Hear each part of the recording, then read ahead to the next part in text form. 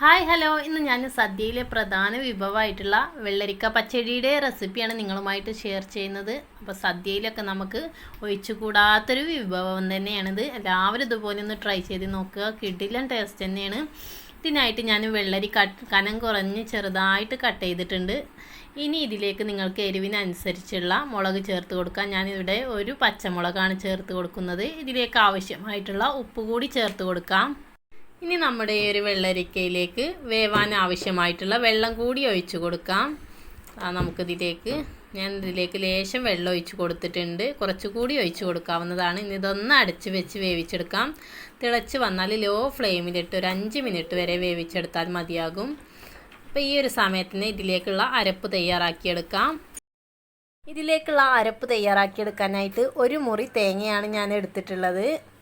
ഇനി ഇത് നമുക്കൊരു മിക്സി ജാറിലേക്ക് ഇട്ട് കൊടുക്കാം. ഇനി ഇത് ഒന്ന് അരച്ചെടുക്കാൻ ആവശ്യമായിട്ടുള്ള വെള്ളം ഒഴിച്ചു കൊടുക്കാം. തേങ്ങയുടെ മുകളിൽ വരുന്ന രീതിയിൽ വെള്ളം ഒഴിച്ച് കൊടുത്തിട്ടുണ്ട്. ഇനി ഇതിലേക്കൊരു 1/4 സ്പൂൺ ചെറിയ ജീരകം ചേർത്ത് കൊടുക്കാം. ഇനി ഇത് നന്നായിട്ടൊന്ന് അരച്ചെടുക്കണം. നല്ല പേസ്റ്റായിട്ടൊന്ന് അരച്ചെടുക്കാം. ഇനി ഇതിലേക്ക് ഒരു സ്പൂൺ ചെറിയൊരു സ്പൂൺ കടുക് ഞാൻ ചേർത്ത് കൊടുക്കുന്നുണ്ട്. ഈ കടുക് ഇങ്ങോട്ട് ചതച്ചെടുത്താൽ മതിയാകും. നന്നായിട്ട് തന്നെ ഒന്ന് അരച്ചെടുക്കണ്ട, അതുകൊണ്ടാണിത് ലാസ്റ്റ് ഇട്ട് കൊടുത്തത്. അപ്പോൾ കടുക് ചെറുതായിട്ടൊന്ന് കറക്കി എടുത്തിട്ടുണ്ട്. അപ്പോൾ നമ്മുടെ ഈ ഒരു വെള്ളരിക്ക നന്നായിട്ട് തന്നെ വെന്ത് വന്നിട്ടുണ്ട് കേട്ടോ. നല്ല പാകത്തെ വേവായിട്ടുണ്ട്. നന്നായിട്ടുണ്ട് വെന്ത് ഉടഞ്ഞു പോകാൻ പാടില്ല. നല്ല കടിച്ചാൽ പൊട്ടുന്ന രീതിയിൽ നല്ല പാകത്തെ വേവായിട്ട് തന്നെ വന്നിട്ടുണ്ട്. ഇനി നമ്മുടെ ഈ ഒരു അരപ്പ് ഇതിലേക്ക് ചേർത്ത് കൊടുക്കാം. ലേശം വെള്ളം ഒഴിച്ച് കൊടുത്തിട്ടാണ് ഞാൻ ഈ ഒരു അരപ്പ് ഒഴിച്ച് കൊടുത്തിട്ടുള്ളത്. ഈ ഒരു ഇതിലാണ് നമുക്ക് വേണ്ടത് കേട്ടോ. ഈ ഒരു പരുവത്തിലാണ് നമുക്ക് ഈ ഒരു പച്ചടി വേണ്ടത്. അപ്പോൾ ഇനി ഇതൊന്ന് തിളപ്പിച്ചെടുക്കണം. ഈ ഒരു തേങ്ങ ഒന്ന് തിളക്കണം. അതാണ് അതിൻ്റെ പാകം. ഇനി അതിനായിട്ട് തന്നെ ഞാൻ തീ ഹൈ ഫ്ലെയിമിലിട്ട് കൊടുത്തിട്ടുണ്ട്. ഇപ്പോൾ തിള വരുന്നുണ്ട്. ഇനി കുറച്ച് എല്ലാ ഭാഗത്തുനിന്നും തിള വന്നതിന് ശേഷം ഫ്ലെയിം ഓഫാക്കിയെടുക്കാം. ഇപ്പോൾ നന്നായിട്ട് തന്നെ തിളച്ച് വന്നിട്ടുണ്ട്. ഇനി ഇതൊന്ന് ഓഫാക്കിയെടുത്തിട്ടുണ്ട്. ഇനി ഇത് ചൂടാറിയതിന് ശേഷം നമുക്കിതിലേക്ക് ഒരു ഇൻഗ്രീഡിയൻസ് കൂടി ചേർത്ത് കൊടുക്കാനുണ്ട്. ഇനി ഇതിലേക്ക് വേണ്ടത് തൈരാണ് ഞാൻ ചേർത്ത് കൊടുക്കുന്നത്. അപ്പോൾ നല്ല കട്ട തൈരായതുകൊണ്ട് തന്നെ മിക്സി ജാറിൽ ഇങ്ങോട്ട് അടിച്ചെടുക്കുന്നുണ്ട്. ഒരു 1/2 കപ്പ് തൈരാണ് ഞാൻ ചേർത്ത് കൊടുക്കുന്നത്. ഇനി മിക്സി ജാറിൽ കറക്കിയെടുത്ത ശേഷം നമുക്ക് നമ്മുടെ ഒരു പച്ചടിയിലേക്ക് ചേർത്ത് കൊടുക്കാം.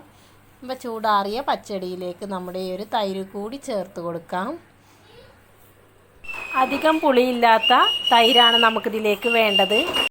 നമ്മൾ സാധാരണ ഈ ഒരു പച്ചടി ഓണത്തിനാണല്ലോ സദ്യയുടെ കൂട്ടത്തിലാണല്ലോ കഴിക്കാറ്. അപ്പോൾ അത് വെറുതെ നമുക്ക് ചോറിൻ്റെ കൂടെ കഴിക്കാൻ നല്ല കിടിലൻ ടേസ്റ്റ് തന്നെയാണ്. ഇനി ഈ പച്ചടി കടുക് പൊട്ടിച്ചെടുക്കാം. ഇതിനായിട്ട് ഞാനൊരു ചട്ടിയിലേക്ക് വെളിച്ചെണ്ണ ഒഴിച്ച് വെളിച്ചെണ്ണ നന്നായിട്ട് ചൂടായതിനു ശേഷം 1 സ്പൂൺ കടുക് ഇട്ട് കൊടുക്കാം. അപ്പോൾ ഈ ഒരു പച്ചടിയിൽ കടുകിൻ്റെ ടേസ്റ്റ് കൂടുതലായിരിക്കും. ഇനി ഇതിലേക്ക് ഞാൻ ഒരു വറ്റൽമുളക് കൂടി ഇട്ട് കൊടുക്കുന്നുണ്ട്. നിങ്ങളുടെ കയ്യിൽ കറിവേപ്പില ഉണ്ടെങ്കിൽ ഈ ഒരു സമയത്ത് തന്നെ നമുക്ക് ഇട്ട് കൊടുക്കാവുന്നതാണ്. ഇനി ഈ ഒരു താളിപ്പ് നമ്മുടെ വളരെ ടേസ്റ്റി ആയിട്ടുള്ള ഈ ഒരു പച്ചടിയിലേക്ക് ചേർത്ത് കൊടുക്കാം. അപ്പോൾ വെള്ളരിക്ക കൊണ്ടും കുമ്പളങ്ങ കൊണ്ടും അതുപോലെ തന്നെ ബീട്രൂട്ട് കൊണ്ടൊക്കെ ഉണ്ടാക്കാൻ പറ്റുന്ന നല്ലൊരു അടിപൊളി പച്ചടി തന്നെയാണിത്. ഇതുപോലെ നമുക്ക് ബീട്രൂട്ട് കൊണ്ടൊക്കെ ഉണ്ടാക്കിയെടുക്കാവുന്നതാണ്. അപ്പോൾ എല്ലാവരും ഇതുപോലെ ഒന്ന് ട്രൈ ചെയ്ത് നോക്കുക. ഈ വീഡിയോ നിങ്ങൾക്ക് ഇഷ്ടമായെങ്കിൽ ഒന്ന് സബ്സ്ക്രൈബ് ചെയ്ത് സപ്പോർട്ട് ചെയ്യുക. Thank you.